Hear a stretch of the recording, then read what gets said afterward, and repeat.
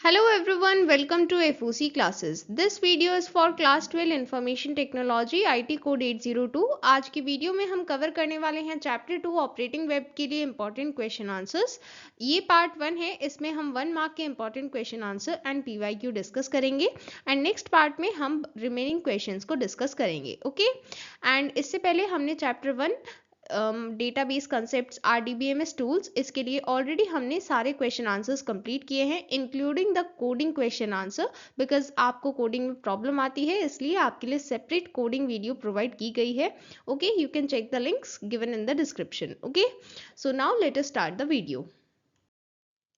Starting with the first question. हमारे chapter का name है ऑपरेटिंग वेब बेस्ड एप्लीकेशन. तो सबसे बेसिक क्वेश्चन आपसे डेफिनेशन पर ही पूछा जा सकता है. वेब बेस्ड एप्लीकेशन क्या है, ये क्वेश्चन पूछा जा सकता है, या फिर उसी डेफिनेशन को आपको इस तरह से फिल इन द ब्लैंक की फॉर्म में दिया जा सकता है.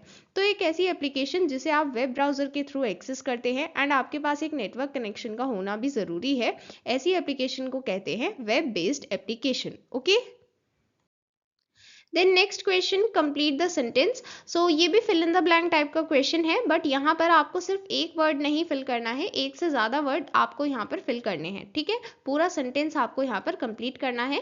सो यहाँ पर जो स्टेटमेंट गिवन है उसे ध्यान से पढ़ेंगे, ये समझने के लिए कि आगे हमें क्या लिखना है. ठीक है, सो यहाँ पर लिखा है the web based online applications can be broadly categorised into. So यहाँ पर क्या पूछा गया है, यहाँ पर वेब बेस्ड एप्लीकेशंस की कैटेगरीज के बारे में पूछा गया है. ठीक है, सो हम जानते हैं 2 कैटेगरीज होती हैं. सबसे पहले ऐसी एप्लीकेशंस होती हैं जहां पर financial online transaction means online payment की रिक्वायरमेंट होती है, एंड देन ऐसी एप्लीकेशंस भी होती हैं जिसमें हमें इंफॉर्मेशन प्रोवाइड करनी है या फिर हमें इंटरेक्शन करना है, फॉर्म्स फिल करने हैं, क्वेरी पोस्ट करनी है, इंफॉर्मेशन देखनी है, इसके लिए दूसरी कैटेगरी की एप्लीकेशंस होती है. ओके, देन नेक्स्ट क्वेश्चन, यहाँ पर 2 वेब ब्राउजर्स के नेम बताने हैं. कोई भी वैलिड नेम लिख सकते हैं, माइक्रोसॉफ्ट एज, गूगल्स क्रोम.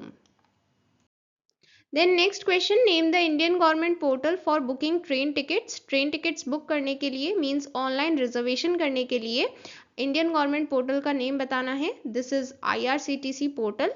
आपको इसकी फुल फॉर्म भी पता होनी चाहिए बिकॉज ये PYQs में पूछी गई है. सो IRCTC stands for Indian Railway Catering and Tourism Corporation. Okay. Then next question, Adrisa wanted to book her flight to attend an international conference on women and AI. So यहाँ पर एक flight book करनी है. She needs to book her tickets using an online reservation system. यहाँ पर clearly mentioned है question में कि आपको ऑनलाइन रिजर्वेशन सिस्टम यूज़ करना है. एंड अगर यहाँ पर गिवन नहीं भी होता, सो यहाँ पर गिवन है टू बुक हर फ्लाइट, इससे भी हम आइडिया लगा सकते हैं कि यहाँ पर ऑनलाइन रिजर्वेशन की बात हो रही है. ठीक है, इसके बाद हमें पूछा गया है correct sequence of steps. So online reservation के लिए स्टेप्स की करेक्ट सीक्वेंस चूज करनी है. यहाँ पर हमें ये 4 स्टेप्स गिवन है, बट ये करेक्ट वे में अरेंज करने हैं और फिर करेक्ट ऑप्शन सेलेक्ट करना है. ठीक है, तो सबसे पहले क्या करेंगे, वेबसाइट को ओपन करेंगे. So the first step will be open the online reservation website. इसके बाद browse and search for the required information means आपको कहाँ से कहाँ तक ट्रेवल करना है, उसके लिए कौन कौन सी फ्लाइट्स अवेलेबल हैं वो आप देखेंगे. Then choose the dates of travel. This will be the third step. Then last step will be make the payment. ठीक है, सो यहाँ पर जितने स्टेप्स हैं हमने उन्हें अरेंज किया है. ओके, सो यहाँ पर जो करेक्ट सीक्वेंस होगी वो होगी BDCA. So the right answer is option A. It is the right answer. Okay, then next question, how does e-governance benefits its citizens. e-governance citizens को किस तरह से benefit करती है, ये यहाँ पर explain करना है 1 मार्क में. so e-governance citizens को socially and economically strong बनाती है, empower करती है and लोगों की लाइफ की क्वालिटी एनहांस करती है by providing them with quality information means हमें सही इन्फॉर्मेशन मिलती है एंड बेटर सर्विसेज मिलती हैं, क्योंकि अब किसी भी गवर्नमेंट सर्विस के लिए हमें ऑफलाइन कहीं दूर नहीं जाना है एंड वेट नहीं करना है. हम सिंपली उस सर्विस को ऑनलाइन एक्सेस कर सकते हैं एंड जो हमें इन्फॉर्मेशन मिलती है वो भी करेक्ट होती है. So this is the benefit to the citizens. Okay, then next question, name any 2 ICT tools that can be used for e-governance. e-governance के लिए 2 ICT tools के names बताने हैं. so ई गवर्नेंस का मतलब है ऑनलाइन गवर्नेंस, मतलब जो भी सर्विस हम एक्सेस करेंगे वो ऑनलाइन अवेलेबल होगी। इसके लिए हमें इंटरनेट की रिक्वायरमेंट होगी एंड इंटरनेट हम जिस डिवाइस से चला रहे हैं लाइक मोबाइल, उसकी रिक्वायरमेंट होगी। ओके, सो यहाँ पर इंटरनेट एंड मोबाइल ये 2 ICT टूल्स हैं जो हमें ई गवर्नेंस के लिए रिक्वायर्ड होंगे। Okay, then next question, name any one e governance website of India. So एक ई गवर्नेंस वेबसाइट का नेम बताना है। GOI-directory.nic.in यहाँ पर गिवन है आंसर, एंड दूसरा नेम भी मेंशन कर सकते हैं। हमने दोनों के बारे में डिटेल में पढ़ा है, india.gov.in and GOI-directory.nic.in। Okay, and in पर बेस्ड क्वेश्चन जरूर पूछा जाएगा एग्जाम में, इंपॉर्टेंट है। Okay, then next question, name the national portal of India. So जैसे कि मैंने अभी बताया, हमने दो वेबसाइट्स के बारे में पढ़ा है, एक है नेशनल पोर्टल ऑफ इंडिया और एक है वेब डायरेक्टरी। सो यहाँ पर नेशनल पोर्टल के बारे में पूछा गया है, ये क्या है, ये है india.gov.in। Okay, then next question, name the national portal which provides a single window access to information and services being provided by various government entities। so यहाँ पर एक ऐसे नेशनल पोर्टल के बारे में पूछा जा रहा है जिसमें हमें सभी इंफॉर्मेशन और सभी सर्विसेज का एक्सेस मिलता है जो हमें डिफरेंट गवर्नमेंट एंटिटीज प्रोवाइड करती हैं। सो इस नेशनल पोर्टल का क्या नेम है, india.gov.in। Okay, then next question, यहाँ पर कुछ ICT एनेबल्ड सर्विसेज गिवन है, 5 ऑप्शंस हैं एंड इसमें से हमें बताना है इंडियन गवर्नमेंट ने कौन सा सेटअप नहीं किया है। So booking of railway tickets Indian government ने सेटअप किया है। देन रजिस्ट्रेशन ऑफ बर्थ और डेथ सर्टिफिकेट, ये भी इंडियन गवर्नमेंट ने किया है। Then purchase of movie tickets, ये इंडियन गवर्नमेंट ने नहीं किया है, ये प्राइवेट ऑर्गेनाइजेशंस के थ्रू होता है। So the correct option will be C. Then next question, mention one e-governance initiative taken by the central government of India। So students, अगर आपने ऑलरेडी वन शॉट वीडियो देखा हुआ है इस चैप्टर के लिए, सो आपको कोई प्रॉब्लम नहीं आ रही होगी किसी भी क्वेश्चन में एंड इवन इस क्वेश्चन में भी, बिकॉज ये सभी चीज़ें हमने ऑलरेडी वन शॉट वीडियो में कवर की हैं जहाँ पर हमने CBSE स्टडी मटेरियल के थ्रू ये चैप्टर कवर किया था। ठीक है, सो अगर आपने वो वीडियो नहीं देखी है प्लीज़ देखिए, क्योंकि ये सभी क्वेश्चंस डायरेक्टली आपके चैप्टर से ही पूछे गए हैं। ठीक है, अगर आप एक बार भी उसे पढ़ लेते हैं या फिर वीडियो देख लेते हैं तो आपको सभी चीज़ें क्लियर हो जाएंगी। ठीक है, सो यहाँ पर ई गवर्नेंस इनिशिएटिव के बारे में पूछा गया है जो सेंट्रल गवर्नमेंट ऑफ इंडिया ने लिया है। सो यहाँ पर आप कोई भी एक मेंशन कर सकते हैं, हमने बहुत सारे पढ़े थे। सो यहाँ पर हमने मेंशन किया है NEGD means national e governance division. Okay, NEGP stands for National E-Governance Plan।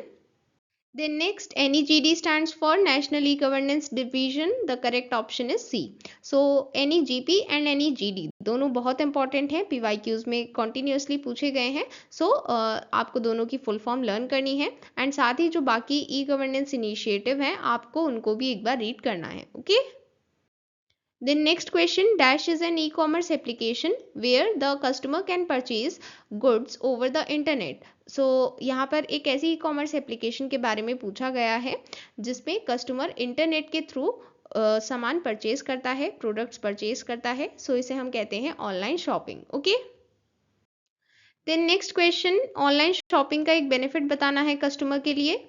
So customer कहीं भी किसी भी टाइम ऑनलाइन शॉपिंग कर सकते हैं, इसकी कोई लिमिटेशन नहीं है कि सिर्फ इसी टाइम पर ओपन होगा, आप किसी भी टाइम कहीं भी शॉपिंग कर सकते हैं, बस आपके पास इंटरनेट एक्सेस होना चाहिए एंड एक ऐसी डिवाइस होनी चाहिए जिसके थ्रू आप इसे एक्सेस कर सकते हैं। Okay, then next question, which of the following is not true for online shopping. तो यहाँ पर एक ऐसी स्टेटमेंट सेलेक्ट करनी है जो ट्रू नहीं है, फॉल्स है, मतलब गलत है। So first statement, the customer can view the goods that are displayed along with the details of the goods. So अगर हम ऑनलाइन शॉपिंग कर रहे हैं तो हम ये सभी सामान देख सकते हैं एंड उनकी डिटेल्स भी देख सकते हैं। सो ये करेक्ट है। Then next question, once the goods are purchased they can not be return और एक्सचेंज्ड। ये स्टेटमेंट गलत है, बिकॉज जो भी आइटम आप ऑनलाइन शॉपिंग के थ्रू परचेज करते हैं वो आप रिटर्न या फिर एक्सचेंज कर सकते हैं। So the correct option is B. ये रॉन्ग स्टेटमेंट है, फॉल्स है। ओके, ट्रू नहीं है। Okay, then next question, what are the different payment methods while buying online. जब आप ऑनलाइन शॉपिंग करते हैं तो आप डिफरेंट पेमेंट मेथड्स को यूज़ कर सकते हैं। कौन कौन से पेमेंट मेथड्स होते हैं? Debit card, credit card, net banking, e gift voucher, cash on delivery and wire transfer. Okay, then next question, name any 2 educational websites. So यहाँ पर आप कोई भी 2 एजुकेशनल वेबसाइट्स के नेम लिख सकते हैं। Khan academy, NCERT portal are 2 examples. Okay, then next question, dash are real time lectures where users participate in the lecture, may ask question and get their queries answered। so यहाँ पर पूछा गया है ऐसे रियल टाइम लेक्चर्स के बारे में जिसमें यूजर पार्टिसिपेट करता है लेक्चर में, क्वेश्चन पूछ सकता है एंड उसको उसकी क्वेरी का आंसर मिलता है रियल टाइम में, मीन्स आपने पूछा और सामने वाले ने आंसर दिया। सो ऐसे रियल टाइम लेक्चर को क्या कहते हैं? This is called webinar. Okay, then next question, यहाँ पर हमें एक ऐसे टास्क के बारे में बताना है जिसकी हेल्प से हम एक यूनिक प्रोडक्ट, सर्विस या रिजल्ट को क्रिएट करते हैं। This is called project. Then next question, which of the following is not a key characteristic of a project. So यहाँ पर प्रोजेक्ट की कैरेक्टरिस्टिक के बारे में बात हो रही है। हमने पढ़ा है चैप्टर में, एक प्रोजेक्ट में स्पेसिफिक बिगनिंग होती है, स्टार्टिंग होती है, एंडिंग होती है एंड स्पेसिफिक टाइम फ्रेम में हमें प्रोजेक्ट कंप्लीट करना होता है एंड प्रोजेक्ट की बाउंड्रीज होती हैं, लिमिटेशंस होती हैं। बट यहाँ पर लिखा है a project has no boundaries, तो ये गलत है। सो हमसे यही यहाँ पर पूछा गया है कि कौन सी कैरेक्टरिस्टिक नहीं है, तो ये जो ऑप्शन सी में गिवन है ये कैरेक्टरिस्टिक नहीं है प्रोजेक्ट के लिए। So the correct option is C. यहाँ पर project, project management and its characteristics ये सभी इंपॉर्टेंट हैं, ठीक है। So you have to learn them very well. Okay, then next question, requirement dash implementation and testing are the phases in web application development। so यहाँ पर web application development के phases के बारे में बात की गई है। हम जानते हैं 4 phases होते हैं, main phase, एंड यहाँ पर इनके क्या क्या नेम होते हैं? सबसे पहला होता है requirement, then second is design phase, then third is implementation phase and fourth is testing phase। okay, then next question, in this phase we identify the problem statement for which the web application is to be developed। so यहाँ पर हमसे पूछा गया है ऐसा कौन सा phase है जिसमें हम प्रॉब्लम स्टेटमेंट को आइडेंटिफाई करते हैं, मींस हम वेब एप्लीकेशन क्यों बना रहे हैं इस चीज को हम आइडेंटिफाई करते हैं। So the correct answer is a, requirement definition phase, option A. Okay, and yes one more thing, जहां पर भी ऑप्शन मींस एमसीक्यू की फॉर्मेट में आपको आंसर करना है, सो यहाँ पर आपको ऑप्शन नंबर के साथ ऑप्शन मेंशन करना है आंसर में, मींस कंप्लीट ऑप्शन आप लिखेंगे, ठीक है, जैसे यहाँ पर लिखा हुआ है, ठीक है। देन नेक्स्ट क्वेश्चन, यहाँ पर हमें बताना है ऐसा कौन सा फेज है जिसमें हम प्रोजेक्ट की फिजिबिलिटी चेक करते हैं। सो this is requirement definition phase. So requirement definition phase में हम प्रॉब्लम स्टेटमेंट भी आइडेंटिफाई करते हैं, हम वेब एप्लीकेशन क्यों बना रहे हैं एंड साथ ही हम फिजिबिलिटी भी देखते हैं, टेक्निकली इकोनॉमिकली फिजिबल है या फिर नहीं। Okay, then next question, web application development में कौन से फेज में डेटा कनेक्टिविटी करते हैं front end interface and back end database के बीच में। सो ये है इम्प्लीमेंटेशन फेज, जहां पर सबसे पहले बैक एंड फ्रंट एंड को क्रिएट किया जाता है एंड फिर डेटा कनेक्टिविटी की जाती है। So the correct answer is option C, implementation. Okay, define front end with respect to web based application project. सबसे पहले इसको सिंपल टर्म्स में समझते हैं। सपोज करते हैं आपने वेब पर कोई भी एप्लीकेशन ओपन की है, ठीक है। सो यहाँ पर आपको जो एप्लीकेशन में सामने दिख रहा है, जैसे आपने कोई शॉपिंग वेबसाइट ओपन की हुई है एंड उसमें आपको कुछ प्रोडक्ट्स दिख रहे हैं एंड उनकी डिटेल्स दिख रही हैं लिखी हुई, ठीक है। फिर जब आप प्रोडक्ट पर क्लिक करते हैं तो उसका डेटा ओपन हो जाता है। तो ये सब जो आपको दिखता है एज एन यूजर, ये क्या होता है? ये होता है फ्रंट एंड, मींस जो एक यूजर को दिखाई देता है, एक यूजर जिससे एप्लीकेशन के साथ इंटरेक्ट करता है, वो होता है फ्रंट एंड, ठीक है। So front end input accept करने के लिए यूज किया जाता है, बिकॉज यूजर के साथ इंटरेक्ट करना मतलब हम यूजर को आउटपुट दे रहे हैं एंड यूजर हमें इनपुट दे रहा है, ठीक है। सो यही होता है यूजर के साथ इंटरेक्शन एंड ये किसके थ्रू होता है? Through the front end of the application, ठीक है। एंड जो बैक एंड होता है वो डेटा स्टोर करने के लिए यूज किया जाता है, इसलिए हम वहां पर बात करते हैं डेटाबेस की, ठीक है। Then next question, RDBMS packages are widely used as, जैसा कि मैंने अभी आपको बताया कि डेटाबेस किस तरह से यूज किया जाता है, बैकएंड की तरह। सो यहाँ पर RDBMS ये भी एक डेटाबेस है। RDBMS means relational database management system, ये हमने फर्स्ट चैप्टर पढ़ा है, राइट। सो ये बैकएंड की तरह यूज किया जाता है। Okay, so the correct answer is backend. Okay, then next question, state true or false, finding of all the application bug and fixing them is part of the testing phase of the project। ये statement true है because project के testing phase में ही हम application के bugs means errors को find out करते हैं and उन्हें fix करते हैं, correct करते हैं। okay, so this is right statement means the answer will be true। okay, so that was all for today. अगर आपको कोई भी प्रॉब्लम है आप कमेंट सेक्शन में पूछ सकते हैं। For notes, PYQs and sample papers you can refer to all-in-one book, and for sample papers you can refer to sample paper book. Links are given in the description. So we'll meet you soon in the next video. Till then, bye bye.